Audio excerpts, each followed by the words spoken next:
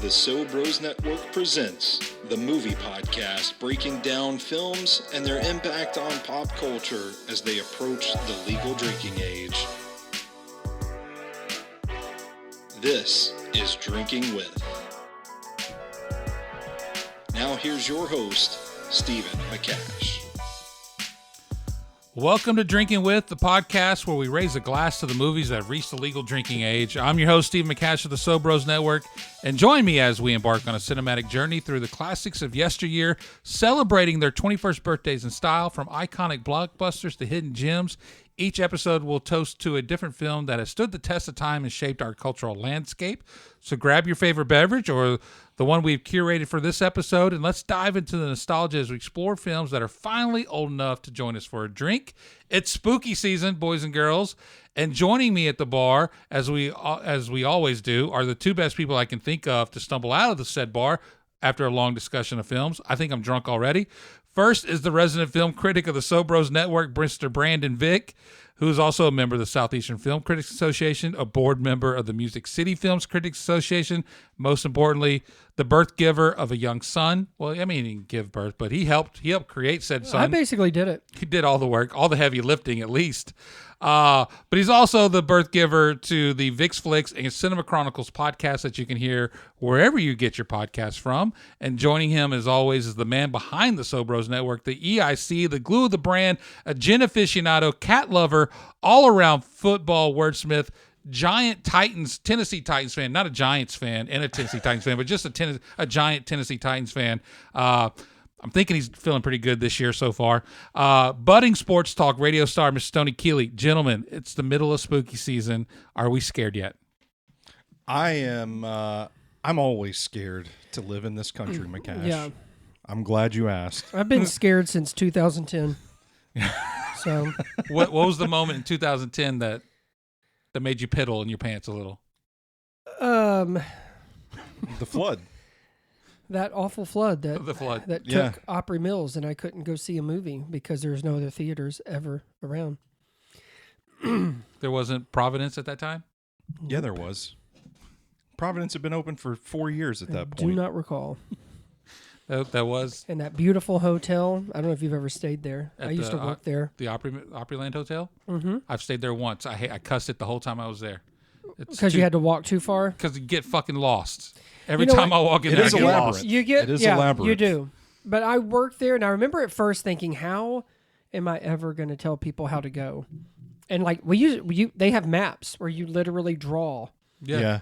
They need And an then app. They would is what they eventually need. come back. I think they do now. Okay. I remember people would come back, especially if you put them in the Magnolia section, which is the yellow section on the map, which is the furthest. It's on the opposite end of the hotel where you check in. And I remember people would come back and they'd be real sweaty and out of breath, and they'd be so pissed that we put them like in the corner. And I'm like, but that's where your conference is. Oh. So you wasn't there should for a be conference. pissed. My one and only wedding anniversary with my first wife, we had a weekend trip there, and it was the beginning of the end. Started at Opryland. Yeah, I would rather have Opryland than the mall or the hotel. Oh, yeah. Oh, the theme park? theme Oh, park, yeah. yes, sir. Yeah, we were members of that thing. Do you remember the first time you sat on the hangman? Growing up in Memphis, I only went a handful of times. Oh, man. Because we had Liberty Land. Stoney? I was too scared to do the hangman. Oh, man. I don't blame you. Every time you would go by, you would always see like the different things people had lost in the bushes. Shoes, hats, Yeah. flip-flops, sunglasses. Yeah. Vibrators. A woman. Oh, Yeah. A woman. Yeah.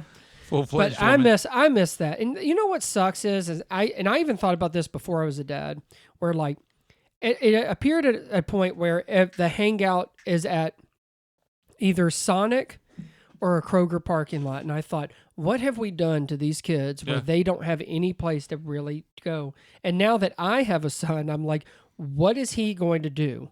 Like, I guess Kentucky Kingdom or Holiday, is it Holiday World?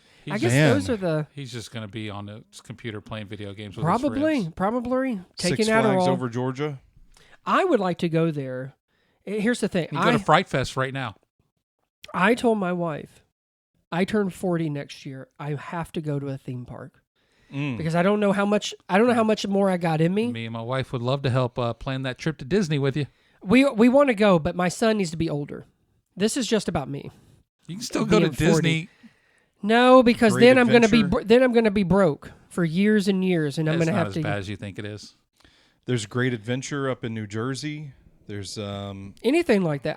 What brought King's it up? Landing in Cincinnati. Yeah, What's is the Ohio one?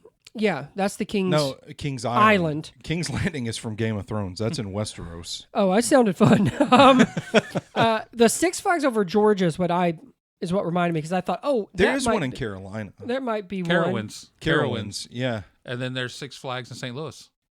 one. No, There's a thanks. Six Flags in St. Yeah. Louis? I had no idea. No, thank you. No idea. I don't need to go back to that city. Okay. Not a fan of St. Louis. Is Lake Winnepesaukah still open? Do you remember going there I in do. Chattanooga Yeah. when we were kids? What about Adventureland Where's that? in the movie? I'd like to do that. Oh, what was the one they made a documentary about it that like Yes, at Johnny Knoxville. that damn near killed people. God, what was that? And then they made a movie about it, and it was stupid. Is Johnny Knoxville was in the movie, but there's a documentary. Documentary is what I've seen. I've Yeah. seen the movie. Oh, yeah. That was awesome. Some of the rides they had. There's no fucking way in hell I would have. Oh, my gosh. What else do I want to talk about with traveling while we're on here? We haven't even checked in to see how Stoney's doing yet. Sorry. Go ahead. Yeah. Oh, I'm doing great. I'm just living in fear. That was my contribution. Oh, yeah, to we're all this. scared shitless. That's right. I'm looking. Lake Winnepesaukah is still open. It's technically in Georgia, but just over the state line, so just outside of Chattanooga. So you could go there for your 40th birthday. What time of the year is that? Well, September is my birthday, but I don't. But and that might actually be okay. Depending on where you go, the weather would be perfect. Yeah, I might actually try. I'm gonna really. My wife asked me the other day if I wanted to do anything special for my 40th, and I just said no. I don't. I want to live. I like birthdays. I don't like to have big birthdays. I used to. Yeah. Well, you'd invite 50 people. Thousands. No, I 50 don't want people. that stuff. No. What I did this year for my 50th was perfect for me. Well, we don't have now. Like That was a good birthday. we barely have any friends. Same. We barely have any friends. So I can't invite That too. anybody if I wanted Or to. friends I want to be in public with. Yeah. Yeah. But I've been wanting to go to a theme park for a while because I'm like, man, I have not been in years and years. But I am also, speaking of being scared, what if I am that age where like I get on that roller coaster and get off and I feel sick and then we have to go home because my kid can't ride anything. I don't You're think just my there wife. for you. Yeah, I really don't know if my wife even is going to enjoy any of it. So yeah, I guess. Yeah. I don't know. I'll update everybody next year if we're still here. It was 3 years ago. Me and my wife are down in Orlando, and we go to ride. Goofy has this little Goofy. roller coaster that's mainly geared towards children, but it's built for everybody to ride. And it's like this. I don't even remember what it was called because it's been such a blur. But I rode that sumbitch, and I got off that sumbitch, and I haven't walked the same since. My back's been so jacked up since fucking riding Goofy's little roller coaster.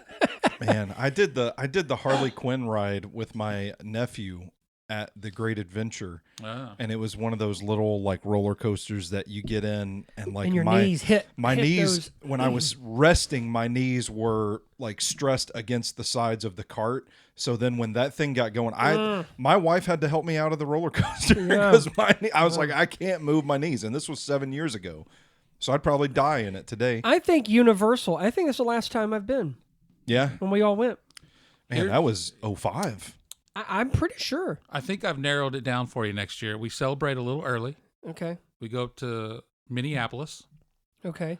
We go to SummerSlam. Mall of America. Okay. Yeah. And then we go to Mall of America that has an indoor theme park. Yep. So we don't have to worry about sunburns, weather. Yep. Man, You're like right. that. Now we're You're right. talking. I've wanted to go back to Mall of America. Yeah. Because that's a dream for me. Also go to New Jersey where that ridiculously built mall is that they just did a couple years ago. Oh yeah, That's got the giant Mhm. indoor theme park as well. There's one in Jersey. Like Yeah, that? it's it just opened, like McCash said, a couple years ago. I don't know if our family's been to it yet. I know it's been discussed on family Zoom calls and stuff, but FaceTimes. Oh, y'all should. Oh, yeah. Well, you have to. Don't know that anybody's actually been yet. So What are they waiting for? Good question. Those that have joined us from the beginning I'm have sorry. no idea what the hell this podcast is all about. Yeah, but sorry. we're supposed to be talking about a movie, and we're about 15 minutes in. We've been talking about theme parks, which I'm okay with, but that's a whole other different podcast. No, hey, Yeah. you know what? You asked how we were doing. It started with being scared, getting older. How much fun do we have left in our lives? Well, There you go. it's spooky season. We're going to continue to talk about scares. Maybe not so much in this one, but there's some themes. There's some spooky themes. And the movie we're talking about is Club Dread. So comedy troupe Broken Lizard, who you know from Super Troopers, Beer Fest, and such, set sail to the tropical island resort Coconut Pete's Pleasure Island in this 2004 horror comedy that follows the staff and a group of vacationers as they are being stalked by a mysterious killer. As the body count continues to climb, washed-up rocker Coconut Pete and his quirky staff must figure out who the killer is before time runs out. I love Bill Paxton. I do agree. I love Bill Paxton. I love this movie. I still love this movie, and I'll make no apologies for it. That's fine. It was directed by, oh boy, Jay Chandrasekhar. There we go. I got it. Oh, I feel better. Written by Jay, Kevin Heffernan, and Steve Lemmy, who are all members of the Broken Lizard group. Starring Jay as Pittman, the yoga instructor, I believe is what he did. Kevin Heffernan as Lars, who was just brought in to do massage therapy or some shit. Mm-hmm. Yep. You have Steve Lemmy as Juan. Paul Soder as Dave. And rounding out the Broken Lizard cast is Eric Stolhansky as Sam. Was that DJ Sam? Was he the DJ guy? No, he was. Or is that Dave? Dave was the DJ. Dave was the fun police guy, Fun right? police. Dave was the That's fun correct. police. Yeah. And But- we got to interview You did. Broken Lizard because their last one was Quasi, which that was 2 years ago? 2 years Feels ago like at it, this yeah. point. Yeah. And it was on Hulu, but we got to see it at the Bell Court. And we interviewed, it was kind of a bummer because some Broken Lizard folks fell out. Yeah. It So was we just only- Jay and Eric. Yeah, Jay and Eric are the only two. And I could not stop thinking about that when I was watching them in this movie, especially Eric, because he was kind of quiet. Yeah. In the interview, Jay did all the talking mainly. And Adrian Palicki was there too. Right. Well, 'Cause but, she's in yeah, Quasi. but she wasn't part of Broken Lizard's group. Well, no. I'm But just yes, saying. but she was there too. It was a weird. She was dynamic. lovely. She was very lovely, and it was really fun to talk to them.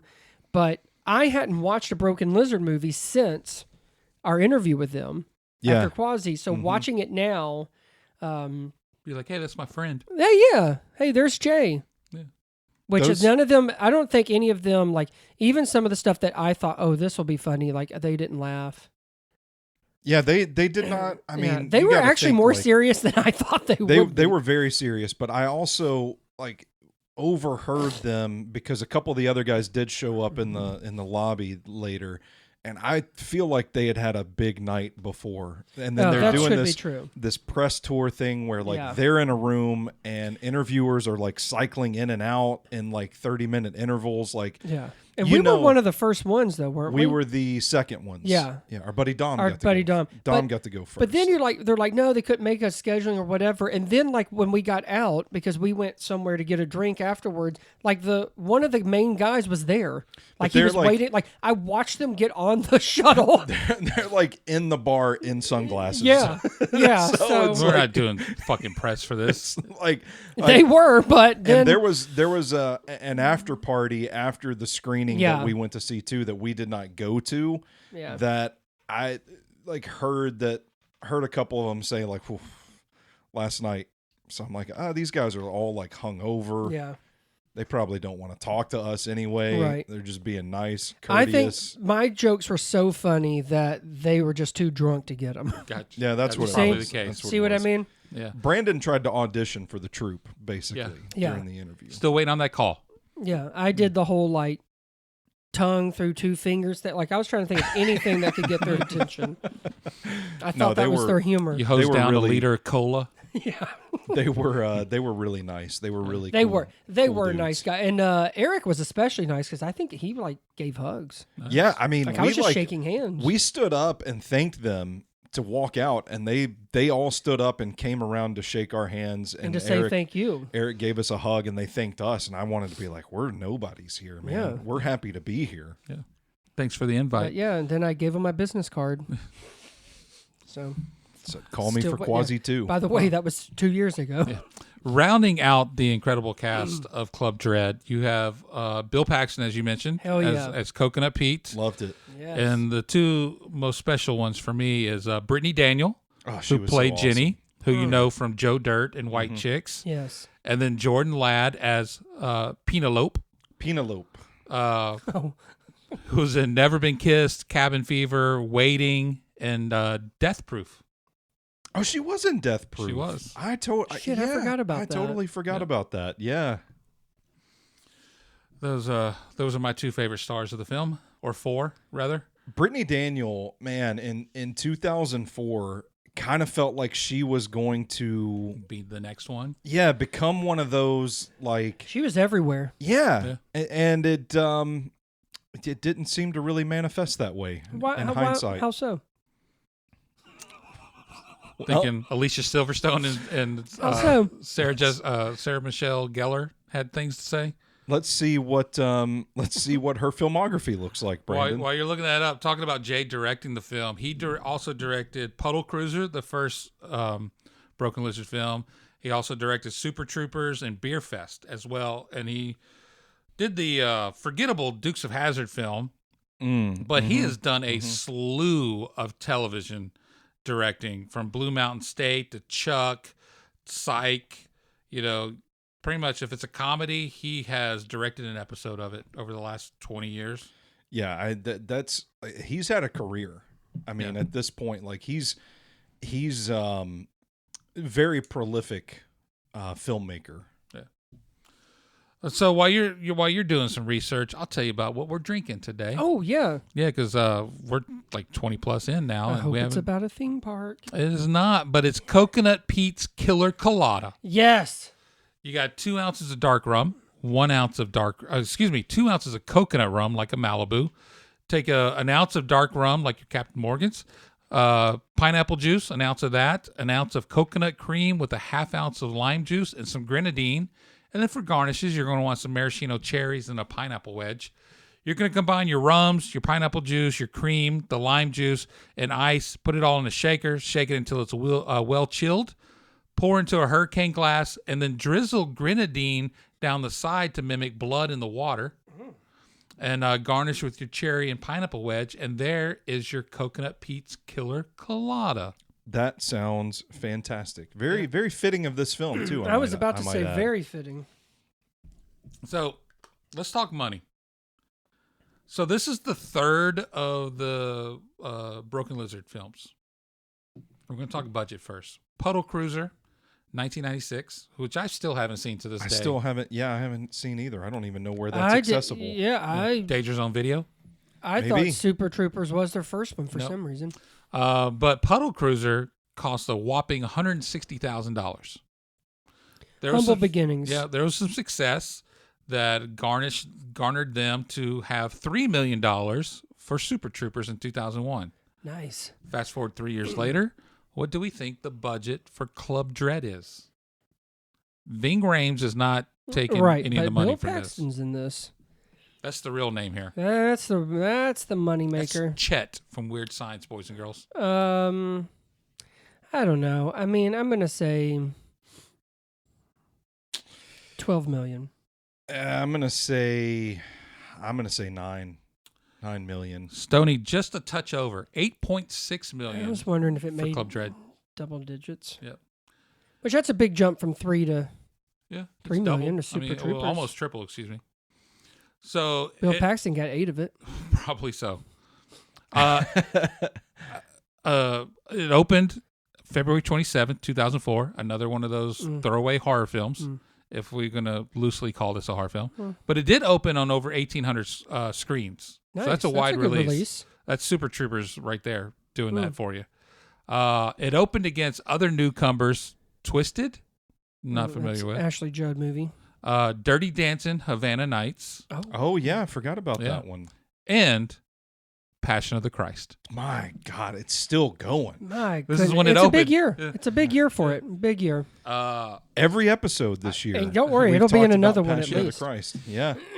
So, what do we think Club Dread brought in opening weekend, U.S. Canada?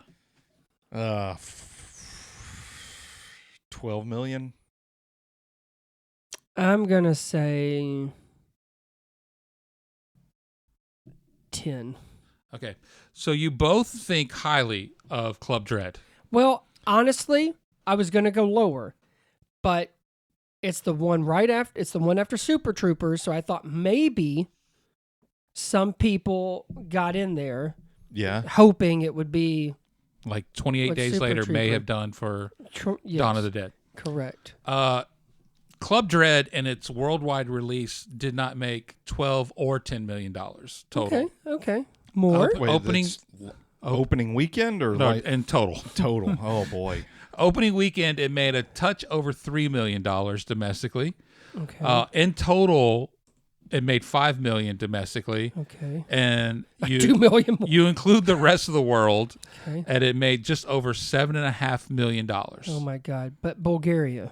Well, the only country that was listed on boxofficemojo.com was Spain, and that brought in $2.4 million. Oh my God. They are the other. Wow. There's Jeez. like It's $166,000 not accounted for My worldwide. God. Bulgaria. The Spaniards love some Oh, Club man. Dread. But you know what? If it doesn't make it in the U.S., I don't really see it thriving. Yeah, anywhere I else. don't So either. The fact it's screened anywhere outside the North America. That's true too. And also, was it the same title? Oh, yeah. I would have loved to have known it. Club Dread. Odredo. Club. That's right. That is Spanish. That is correct. So obviously, theater goers, I'm not saying they didn't like it or liked it. They just didn't go see it. So, but those Yeah. that did, especially when it comes to the media on Rotten Tomatoes, what do we think the tomato meter is? Oh God. Uh, 20%. Yeah, I'm gonna say like 31.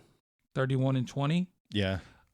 Super Troopers, just to give you something to compare, 36%. Which is Oh. considered their best movie, if Yeah. I'm not mistaken. That's how I feel about it. That's I think what they're remembered for. Yeah. Yeah. So that's their best So- movie is a 36, you said? Yeah. Oh. Well, I don't know if others are thought of higher. This is the only one I looked up. Oh, No, I okay. mean, I think that's a pretty safe assumption Yeah, we can yeah. make. I is mean, that- Beer Fest may be at 40 for all we know. Yeah. Quasi. Quasi's probably. Quasi was I don't think enough not- people. Not there? Not Okay. well received. I don't think enough people saw Quasi for it to register. Well, you know I'm gonna- why? Because it was on Hulu. I'm gonna look up. Beer Fest because you Right. might be right. Beer Fest might be rated higher because I do feel like it has a little cult thing going for I it. will tell you Yeah, though. 41%. Damn, I was just How about that? pulled that out of my ass. How about that? I will tell you that the tomato meter for Club Dread was 30%. So you were just off by one there, Brandon. Oh. Yep. In case you're wondering, Slammin' Salmon is 35%. Okay. That's So that's Beer a good. Fest, that's- Beer Fest is legit their highest rated one. Well, the popcorn meter then for Oh. Club Dread, where is does always that come in at?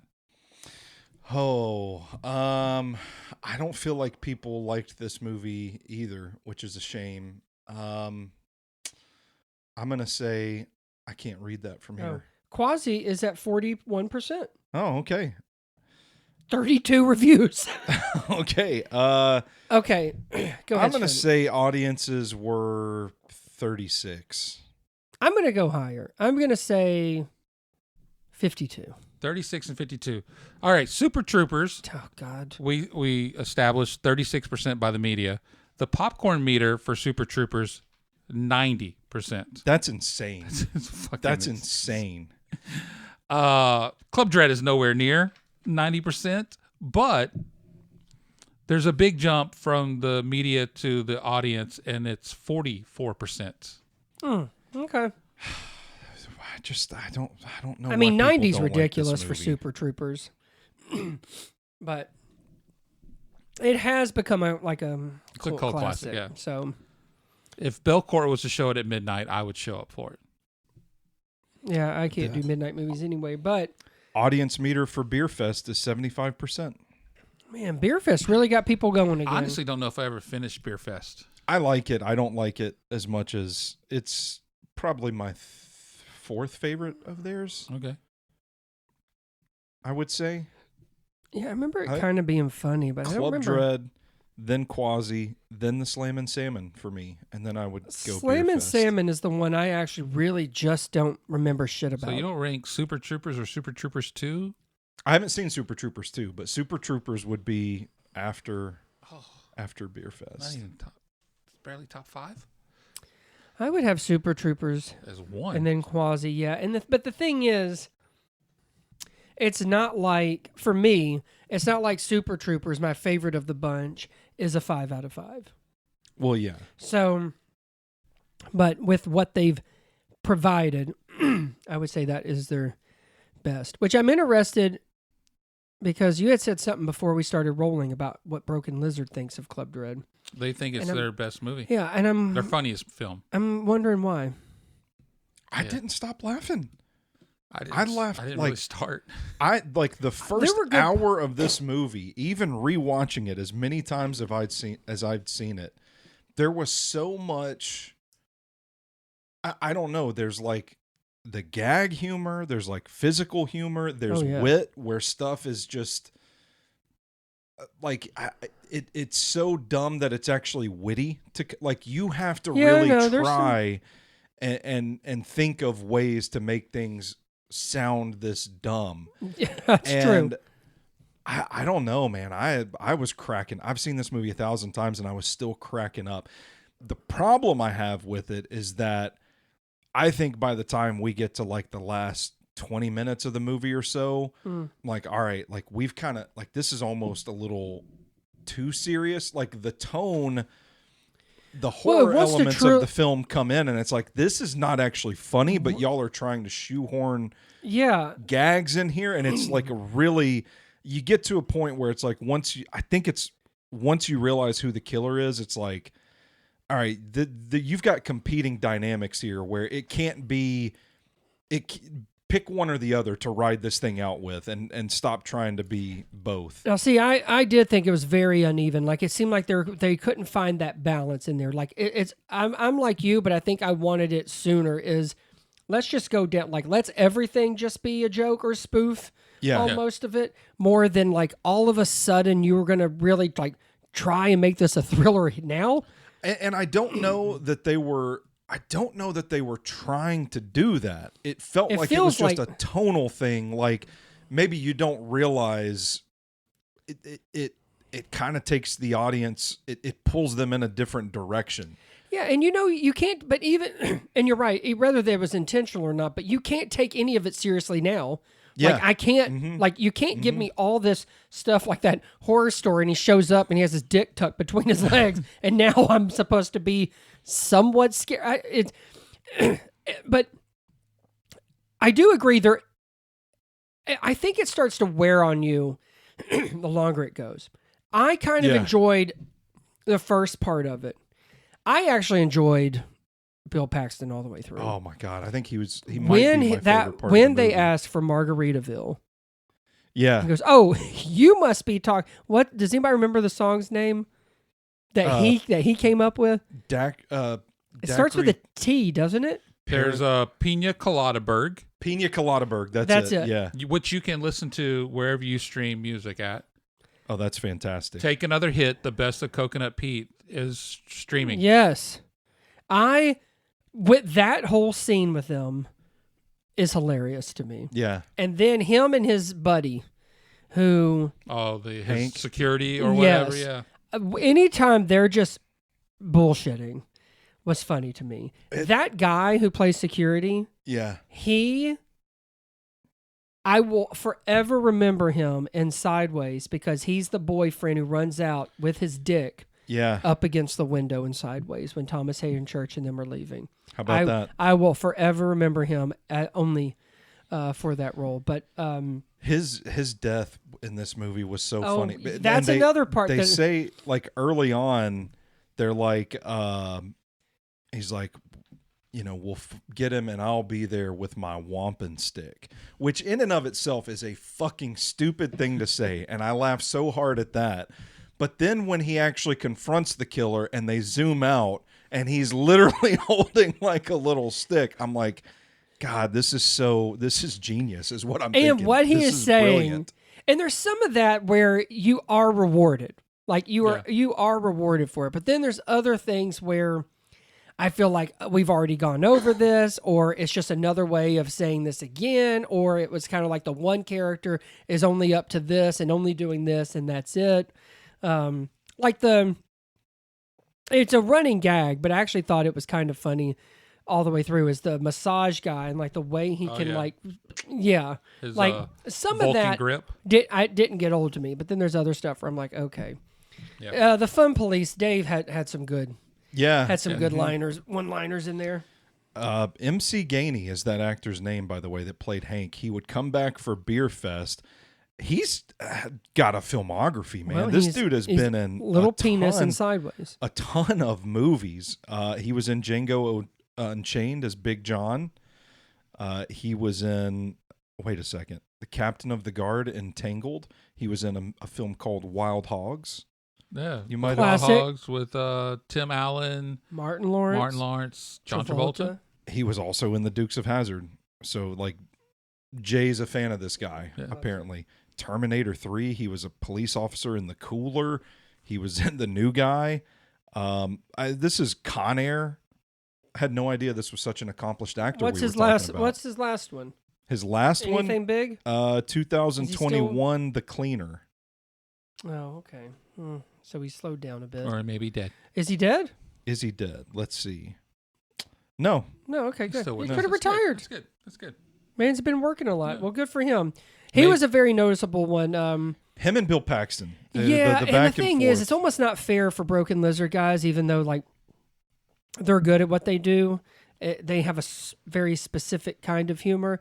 But Bill Paxton just like, I think they must have known you had to get somebody like that to be Coconut Pete, but he steals the whole thing. Like, Oh, he does. nothing is better or funnier than when he's on, and when it's not, which also in the end might hurt it a little bit, because it's almost like, God, I would just wish he would have made a Coconut Pete movie. Yeah. You know what I mean? Like, forget this horror Do the prequel. shit. I think it's Adam it's Driver. The thing about their movies is you know what you're going to get with Broken Lizard, the troupe themselves. It is the ancillary actors and the supporting names that they get that kind of distinguish the vibe of the Brian film. Cox and Super Troop. Yeah. Yes, exactly what the example That's I was what- about to say. Yeah. Yeah, when it comes to Bill Paxton, he's easily stole it from me. And I think he came into the film just by his performance, knowing what he was getting himself into, and he was completely fucking game for it. Yeah, I think he got that character as soon as I feel like he put on that shirt and hat. Oh, yeah. And Yeah. knew, And the wig. knew what we were. He had he was some there to fun be. with it. Yeah. Yeah, Had which to I have. would. Yeah, I was gonna say I would hope so. Well, there were some people on Letterboxd that had opinions not only of this film but of Bill Paxton as well. So first you have Haley. Haley gives it 3 stars and simply says, "This was made for stupid people, perfect for me." Yeah, well, I don't disagree with Haley's take on it. I wouldn't say it's made for stupid people. I think She did. I mean, that's fine because she apparently thinks she's stupid. it's made for really smart people. I think they sometimes get caught up in the same thing as Adam Sandler stuff. It just seems stupid, and sometimes it is just stupid. Yes. Talking to you, But- Happy Gilmore too. But the Big Daddies and the Happy Gilmore and the Billy Madison and all them, there is some real. Heart.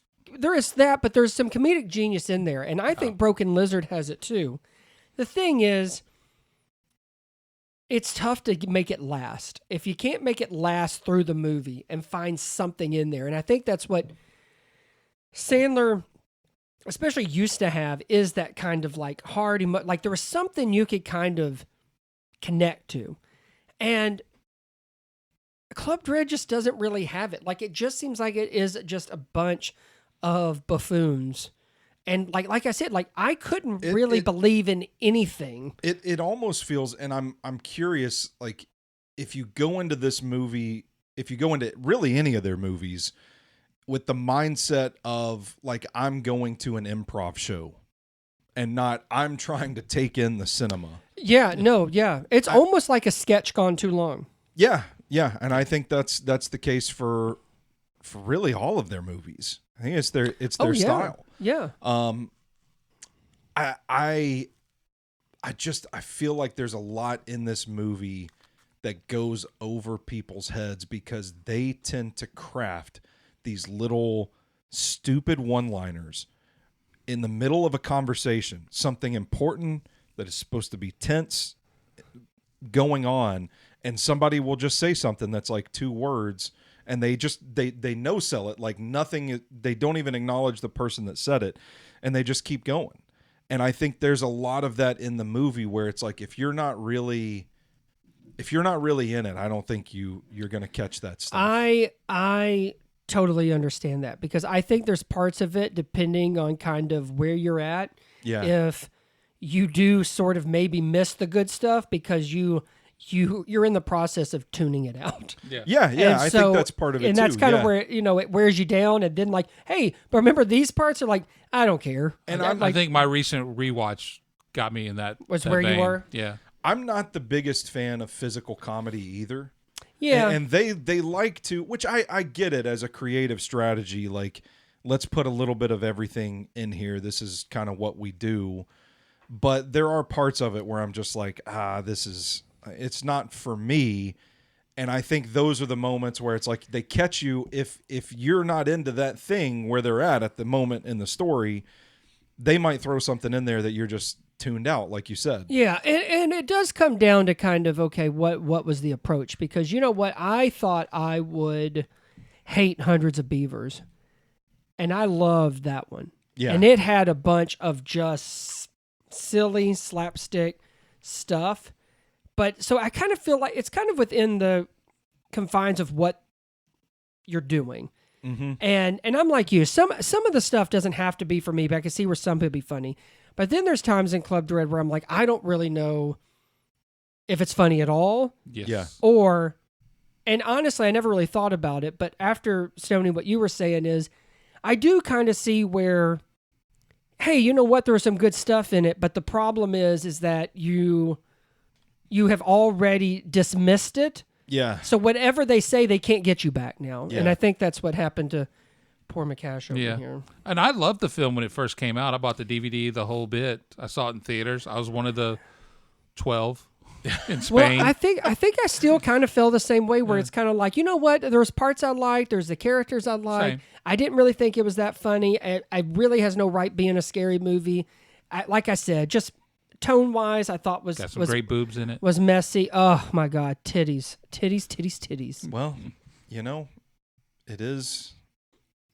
But listen, it is Coconut Pete's Paradise. Not only that, but I mean, how many boobs have shown up in the horror genre? I mean, they are spoofing a genre. I mean, they are spoofing a genre as well. It does feel like, for instance, I Know What You Did Last Summer. Like this, it feels like if Scary Movie just focused on one movie to spoof. That's, I feel like, is where it comes from. I called it Pornhub Scooby-Doo. Yeah. Because it really... It's like the unveil the... Yeah. Pornhubs. Yeah. I like that. A that. bit sleazy, too. Yeah. That would have been a good Letterboxd review. Oh, maybe I'll write add to it. So I'll add to it. On Letterboxd, John DeHaan gave it 3.5 stars. Says it's like a tropical Friday the 13th where the counselors are horny, stoned idiots and the campers are horny, stoned idiots. Yahtzee. And the audience is probably horny, stoned idiots. Yeah. Somebody who did not like the film at all is Joel Winstead. 0.5 star. An absolute sophisticated. Yeah, an absolute waste of time. Not funny in the least. It's not even a decent parody of horror or slasher. It's just plain stupid. And unfortunately, not even Bill Paxton could save this mess. I think Bill Paxton's innocent. I do. I agree. Yeah. Wholeheartedly. He was alive, I'd say it. Yeah. But especially since he's dead. Yep. I actually think this is His greatest role? I think this is one of the standards of what these types of movies should be. My opinion. Completely disagree with like the a spoof Letterboxd thing? review. Yeah. Oh, yeah. Yeah. Yeah, I mean, in some aspects, I could kind of get behind that because I don't agree that everything is just so stupid and what a waste of time. I don't agree with that. Just when it comes to horror comedies, You want that Tucker and Dale? That's where I was going. Like that's You what want I that hold, Tucker and Dale. and everything compares to it. Yeah. Lastly, for Letterboxd reviews is Varhees, 2 stars. Oh. A 1/2 star each for Brittany Daniel and Jordan Ladd. You And- can just give him a full star. And Okay. 1 star for a nearly unrecognizable Bill Paxton. To be fair, He didn't recognize Bill Paxton. He had a hat and a wig. and he said nearly. Okay. Is the accent, you know? To be fair, this was a lame slasher parody with minimal laughs. I'm kind of there with it. It does get on the lame side, but I can't imagine watching this movie and being like, shit, that was Bill Paxton? The same Bill Paxton from Twister? Chet Oh my from- God. Weird Science. I just Oh, yeah. I'm just curious, like I would be curious to hear what the people critical of this film think of the other movies that Broken Lizard I have does. a feeling they would. Because a lot of this sounds like recurring criticism that we Yeah. talked about when we did the Super Troopers episode Yeah. and Beer Fest, and when the Quasi reviews came out, Yeah. we were both kind of like, wow, they've still got their fastball. I felt like it was a real comeback from some of the ones that kind of just went under the radar and no one, not to realize Beer Fest was one of their highest rated movies, but I was thinking more of kind of those. Well, the act kind Super of wears Trooper old days. after a bit, you know. It does, people and to get find tired of something new to do, because what they really do is like they are very much in genre. Yeah. So from movie to movie, they are same people playing basically all the leads Yeah. in some form or fashion, and then again, it is sort of like a sketch comedy, and the fact that can you do an hour and a half of it, and Yeah. it's tough. They're Club not the only Dread's- ones who have tried to do it. Isn't Club Dread almost 2 hours It's long? 140. Yeah, I say it's an hour and 30 something minutes, I thought. But you know, then there's the thing of like, to me, like I kind of feel like it's silly, but it made me laugh and it's true, is like, man, though you kill the guy and he never dies. Yeah. So then it just shows like his legs Yeah. kicking. Like there's things like that where like, I think it's a bit cheap, but I think it's funny because that is true. And obviously some of it is supposed to be outlandish. Like, and I think you're right. I guess it kind of depends. Have these people, do they know who Broken Lizard is? Yeah. But and back to my original thing was like, you're going to an improv show from a comedy troupe. right. And I guess my question is, let's assume no one saw the puddle beat thing. Puddle Cruiser. If you're only going by Super Troopers, then I can kind of see where you kind of somehow have this idea in your head of what you think Club Dread would be. And it's not the same. Yeah. It's like the ingredients are there, but it's a whole different kind of meal. But then I think by the time you get to Beer Fest, like by the time after Club Dread and stuff, then I kind of feel like, okay, Club Dread kind of basically told you, hey, this is our stick. This is what we're going with. And by the time Beer Fest, but I'm curious to see like most people that are just like, oh, from the people that made Super Troopers. And you're like, oh, I Yeah. remember thinking that was funny when I was drunk. Yeah. Meow. Yeah. I love cats. Some fun facts. Originally, there were a few scenes that explain more about Steve Lemmy's character, Juan. But apparently he grew up on a goat farm. And they tell you all about his backstory, which you usually don't get in horror films. Mm-hmm. But they were the first to be removed from the film. We couldn't get a horror comedy at 2 hours, obviously. I love how it's not usually in there. I've cut it anyway. Who cares? And then in the DVD commentary, it is explained that the line, which I don't remember in this film, maybe Stoney will remember it. How many of you knew that he was uncircumcised and smelled of oranges? I remember the uncircumcised. I don't know why I don't remember the oranges part, but I do remember uncircumcised. So, but it goes to my point. Like, they have so many stupid throwaway lines like that people like pick and choose from. It's so crazy. Well, that line exists in the script only to see if anyone was actually reading it before the film got greenlit. Nice. Yeah. That's Jay and was it Eric who co-wrote it? That's their doing. Nice. And then the joke about pronouncing Penelope as Penelope came about when Jay and Kevin went to a screening of Carlito's Way in 1993. And when Penelope Ann Miller's name came up on the screen, a man behind the two of them said, "Penelope? What kind of name is Penelope?" Nice. That's good. That is good.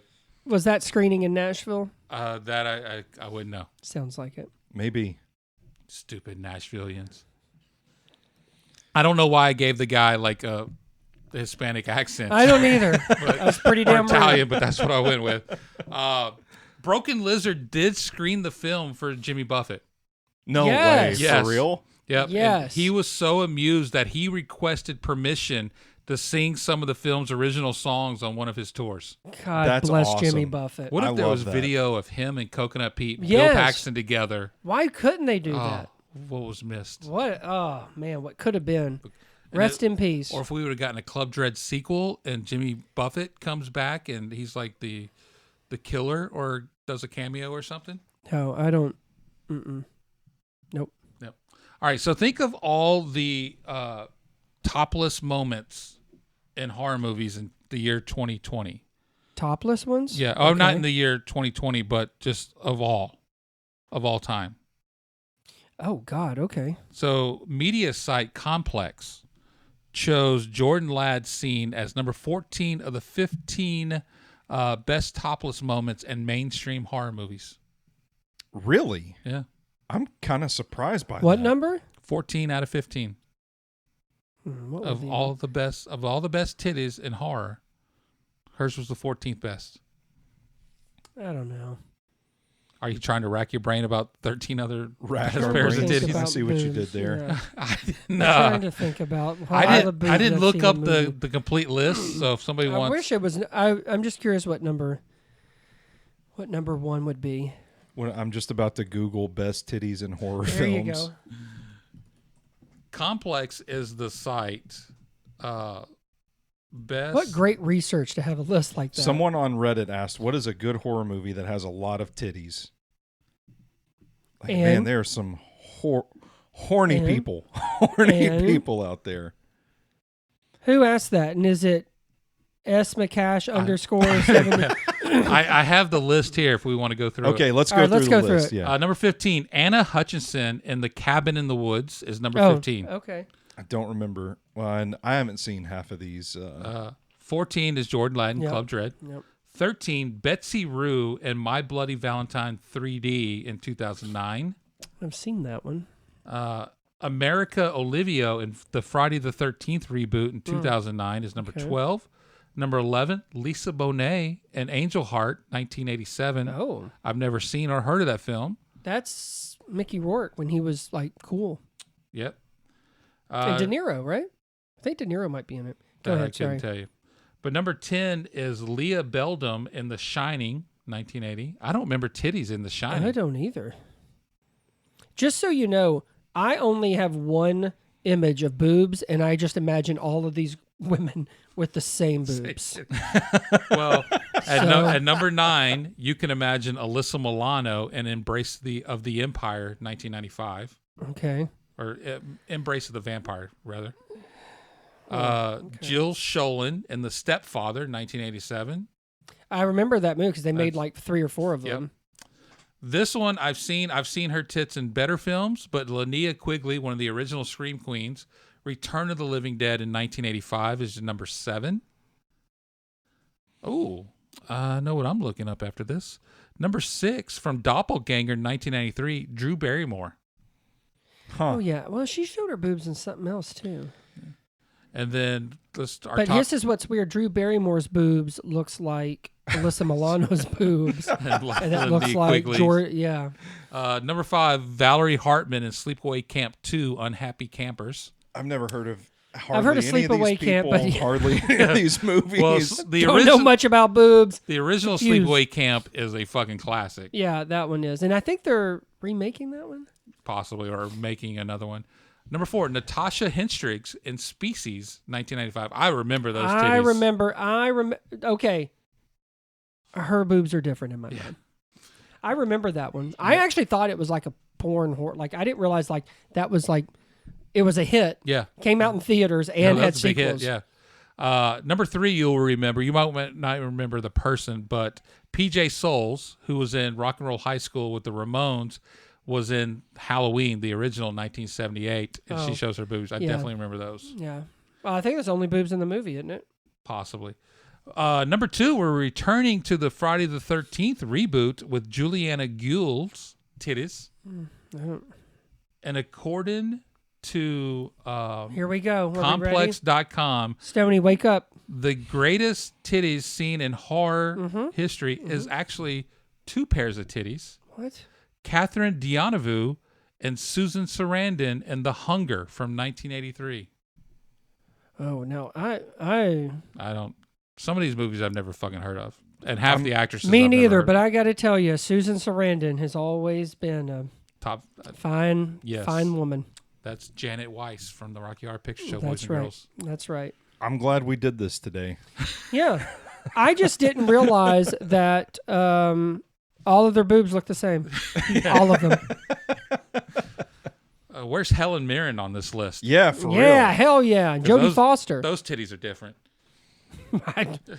I couldn't tell you. Yeah. Let's get back on track. What the hell? We haven't been on it since we started. But when Coconut Pete calls Putman on stage, Pete says, Putman Livingston, I presume? So this is a reference to Dr. David Livingstone, was a physician and missionary who traveled to Africa in the 1800s. And when Henry Morton Stanley first met him, he famously said, Dr. Livingstone, I presume? Because apart from Stanley, Livingston was the only white person for about 100 miles. So he just assumed this was the white person I'm looking for. And Putman is the only brown character in Club Dread. So he just assumed. That was some deep writing they got to get that. See, joke. now that goes to Stoney's point. Yes. Yeah. I think they're very creative that they don't show it. There's something to be said. You know, you talk about it in the business world of like, I forget there's a term for it, but it's like hiding your intelligence kind of deal, and how it can be used to your advantage. I think there's a lot of this in Broken Lizard's work that they just don't really care about ever showing you how witty they really are. I have heard Conan say this on his podcast, and I think this especially applies to Broken Lizard. I feel like they write for themselves, and what they think is funny. And if you think it's funny too, then great. If not, I really think that's. I think this shines. That sentiment shines in this film. Yeah. Yeah, and honestly, I think if you didn't know it by Super Troopers, between this Beerfest, then you know it now. Penelope says that she goes to Oral Roberts, which is actually a conservative Christian university in Tulsa, Oklahoma. Mm-hmm. If you didn't know. And then I thought it would have been funnier if she said she went to Bob Jones University, which is commonly known as BJU in Greenville, South Carolina, that I used to live near. And it's also a devout Christian school. Wow. Would you like to be a part of them? Broken BJU? Lizard? No. Oh. Brandon's got an outstanding interview request with them, so give them my card as well. During the campfire scene, the cast tells the story of a former employee being tricked into having sex with a female corpse and going insane. This closely resembles the backstory of the killer in the 1980 horror film Terror Train. How about that? Oh. Yeah. But see, now I think a nice touch was when Jay stands up.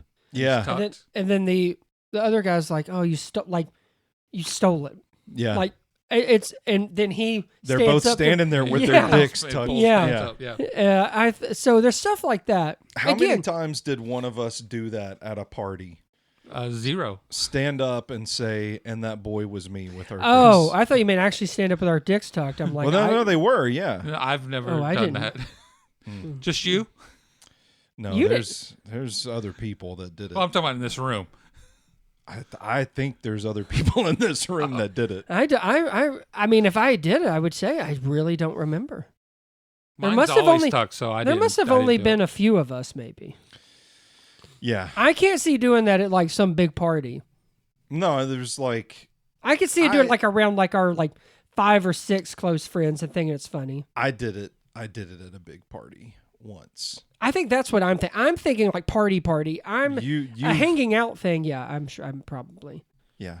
There was like a period of We would get our like, dicks out all the time. I don't want anybody to think that I think we're a conservative group here. And that's not the case. I just really don't remember. there was a much. period of like 2 months where it was like every time we got together, somebody was going to stand up at one point in the night and say that boy Yeah, was I me mean, but with how their-" could you not? Yeah. That's the thing. It's a great bit. I also It's a like great bit. that we saw it in February, so we were that started early in the year. But yeah, I yeah. There's other things I remember I've done, but I don't remember Not that one. Yep. When the staff members are looking at Coconut Pete's old albums, one of the song titles is called "I'd Tell Ya, but Then I'd Have to Kill It." Yeah. Tequila. Yeah, I butchered that, but you know where I was going. Damn it. and there is like, well, you said you can listen to it now, but like in one of the scenes, it's like him like. It's not him playing, but you hear the song as it's transitioning to something. And I'm like, I love the care of that character. Other stuff is a problem, but Coconut Pete, they nailed that character. Yeah. And they got the right guy to do it. There are 5 songs on Take Another Hit, the best of Coconut Pete. You have Pina Coladasburg. Right. As You it have should. Pleasure Island, Ponytails Cocktails, She's a Comin', She's a Blowin', Thank you. and Naughty Cow. Naughty Cow. Big a big So part of the story. ridiculous. Yeah. The translation of Steve Lemmy's character, Juan Castillo, is John Castle, which was Patrick Swayze's character's name in Dirty Dancing. Lemmy and Kevin Heffernan, who are members of Broken Lizard, are huge Patrick Swayze fans. So Johnny about Castle that? lives. How about I'll that? be damned. And then simply the last note I have really is Club Dread takes place on an island in Puerto Rico, but was filmed in Mexico. Oh. Yeah. Well, could see that. Yeah, definitely. It had to be filmed somewhere. It looked like a nice location. It did. It did. I mean, can we all at least concede here that at least one moment in the movie, we all watched it and said, I bet this was fun as fuck to make. Oh, absolutely. Oh yeah, I hope it was. Yeah. I mean, I hope I'd be very disappointed. This looks If it like wasn't. it was a blast Yeah. to make. Yeah, So I asked a bunch of friends getting on together in what looks like paradise to me Yeah. with Bill Paxton I'm and sure that other guy. I'm sure he told a fuck ton of stories. Yeah. I bet between. I would have loved just to hang out, like be on that set. Not Like really for being- anybody else. Be an but extra. yeah, being paid $8.50 an hour Yeah. to just hear Bill Paxton talk about the shit he's seen and done. He seemed like a really like laid back dude. Gone Yeah, for way real. too soon. I know. I was just talking. I think it was like sometime in July. I think Philip Seymour Hoffman would have been 57. Today or now. Yeah, and it I'm feels like, like he's been dead for 20 and years. then I think about like Bill Paxton. I'm like, man, the stuff that they like would be doing, and like Twisters. well, first of all, he could have shown up. Maybe not, but like I just think even like Philip Seymour Hoffman, like I mean that man was on a roll. And then you think of all the TV. I think of like Bill Paxton, a lot of TV because I felt like he was on that Big Love show for I don't know how long. And I'm like, just think of the shit he could have. He could be a president on TV right now. He could have Oh, been man. president in real life. Yeah. Why not?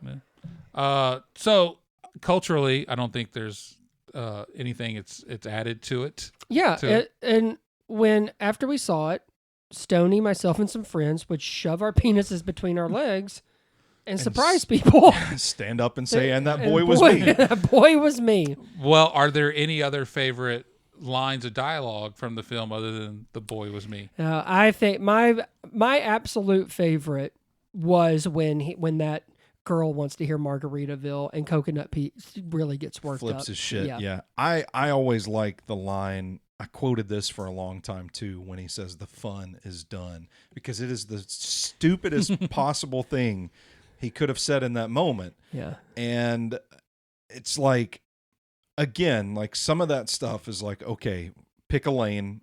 What do you want to be right now? But I laughed so hard at that line because it just felt like you were trying to be as stupid as possible. Yeah. Yes. I love when Coconut Pete is talking to the staff and everything, and he's like, if it isn't too much to ask, have sex with the guest. Yeah. Because some of them aren't bad looking. Yeah. I forgot about that. That was a good one too. And there was one, I forgot the guy's name, but he wanted him to take over one of the luau things.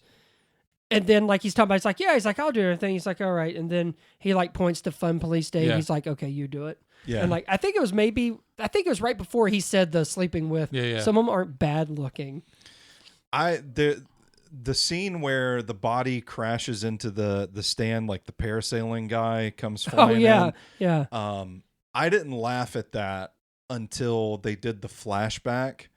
They're talking about it later and they're like remembering him, and then it shows it from the other angle and you just see the body just fly directly into it. And I thought that was something that caught me by surprise that I didn't remember. It was like, God, this is so stupid. Also, I feel like back then, and especially like if you had seen, which I mean by then I'm assuming you should have seen with Bill Paxton, but this was such an escape from everything he had been on TV and movies. Yeah. And you almost didn't think like he would have that kind of sense of humor and stuff. Yeah, Like, he it was doesn't a little seem like he's surprising. the guy that could do that, but Sure. he fit right in. He fit right in with them, which is He something did. I just don't think did. anybody saw coming. But honestly, I mean, we referenced it earlier, like the fact that Brian Cox, and he even came back for Super Troopers too. Like, Yeah. there's just, I mean, if it clicks, it clicks. Yep. Another one was Juan. He was interrogating Penelope. He says, I may need a few more hours to pump her for information. Because he just had, passionate sex. Oh, with her. yeah. Yeah. Oh, yeah. And then there was, I think there's a reference, I think it's during the Margaritaville deal where Coconut Pete's like, do you think Eddie Money has to put up with this shit? That was Yeah. another good one that I caught me by surprise. I didn't remember. And young kids watching this for the first time, who is Eddie Money? That's all I got when it comes to Club Dread as far as... Well, that's been more than a lot of people have ever had. So, Yeah, hang fair your hat enough. on that. Yeah. Fair enough. So let's wrap it up by our Mount Rushmore question for this, as we are halfway through spooky season at this point. Mm-hmm, mm-hmm. Our favorite Bill Paxton films. Mine were real easy. I'm going to piss a lot of people off. Don't. Boy. I'm putting Club Dread on it. That's Okay. fair. But I haven't seen a lot of Bill Paxton's films either. That is sad. The things that came to mind immediately, I had to look for one because I didn't remember it. And then when I looked it up, I was like, oh yeah, I forgot about that. I forgot he's in Nightcrawler. And that is a fantastic film. And then the two that came to mind right away were Twister and Tombstone. So I kind of took a different approach on one that like mainly he is sort of like part of the main cast or the main star. Yeah. Because Nightcrawler I thought about. Yeah. And I'm like, that would be up there. But I'm going to leave that on the side. And for like, I guess more Bill Paxton focused movies. Twister, of course. Yes. Frailty. Oh, nice That one. has Matthew I McConaughey. forgot he's in Frailty. I sort of... I'm going to say Aliens. Okay. Well, he was in several, so you could... No, the Aliens. Just that sequel. Okay. That's it. Or was it Predator? He was in multiple... He was in multiple Predators. Okay, that's what I'm thinking of. Yeah. Parts of me wanted to say Apollo 13 as well. Mm-hmm. But, and honestly, I would almost say Apollo 13 instead of Aliens. Either way, A Simple Plan with him and Billy Bob Thornton. Okay. It's really good. Never saw that. It's really good. He's in Titanic too. He is in Titanic, and that was kind of one of the things where, like, he's the scientist with the old lady, so I just kind of thought, all right. I'd have to watch it again. I haven't watched that movie in a long time. I've seen it once. And Tombstone, that was enough. I thought about that too. Tombstone's probably my favorite. Of Same. his. Absolutely. I love Tombstone. I did think U571 and Mighty Joe Young. Yeah.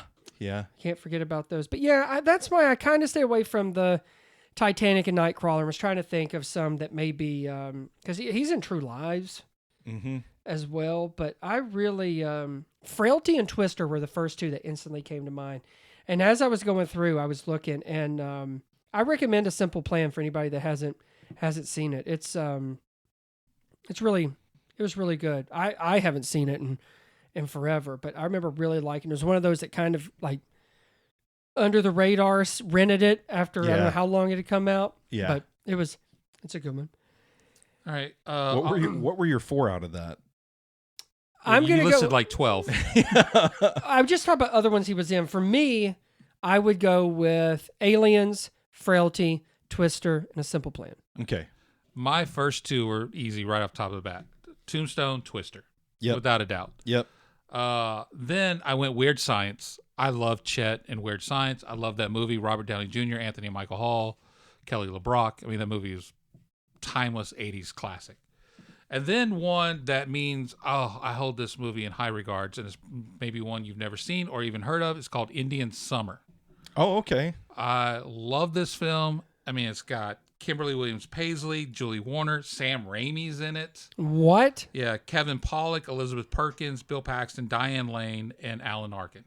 Damn. It's about this summer camp, this group of friends. They went as a child. They came back and worked at the camp. And then years later, Alan Arkin, who owns and runs it, is closing it down to retire. And they all come back for one last hoorah. And it's just a beautiful So just film. a drama? It's a drama comedy. It's got some comedy feel aspects like into it. We watched this in school. Whoa. It was an early don't remember 90s it. film. I feel like I watched this in an English class. If I don't remember That Boy Was Me, I'm definitely not going to remember if I saw Indian Summer. As you were saying, recommending A Simple Plan, I highly recommend Indian Summer if nobody's ever seen it. Okay. And there we go. Nice. That's Club Dread. It's a nice. We all. And it being fall time, this is a perfect film for fall. Did we Club Dread? No, Indian Summer. Did we talk? Were there any that we all 4 had and Tombstone that we or Twister? No, Twister. Twister's the only one. It was a good variety of discussion here on this Mount Rushmore. Yeah. I was when you first had presented it, I thought, God, do I even know? Yeah. 4 or 5, like, and again, I'm thinking like where he's kind of like He's the dude. top of the bill kind of Yeah. thing. But shit, yeah, he was. Well, yeah, I mean, Tombstone is an ensemble piece, really. Yeah, if it you is. break it down. Yeah. Indian Summer definitely is. Weird Science, it's a smaller version of that. Twister is just, it's really him and, Philip Seymour Hoffman's in it, but it's really just him and Helen Hunt. Yeah. Really. I would say if And a cow. anything, that was his block, but like that's his blockbuster. Tombstone, I think, is very obviously memorable and iconic in its own way. But Great film, but it's really Val Kilmer. But I also meant to say Frailty that had Matthew McConaughey in it. Bill Paxton directed that too. Oh. So he was a star and director, maybe even wrote and produced it. But I forgot about that. Yeah. And that was a different kind of Bill Paxton. It was. So It was. yeah, gone too soon. Couldn't say it better. Anything else to add on Club Dread before we get out of here?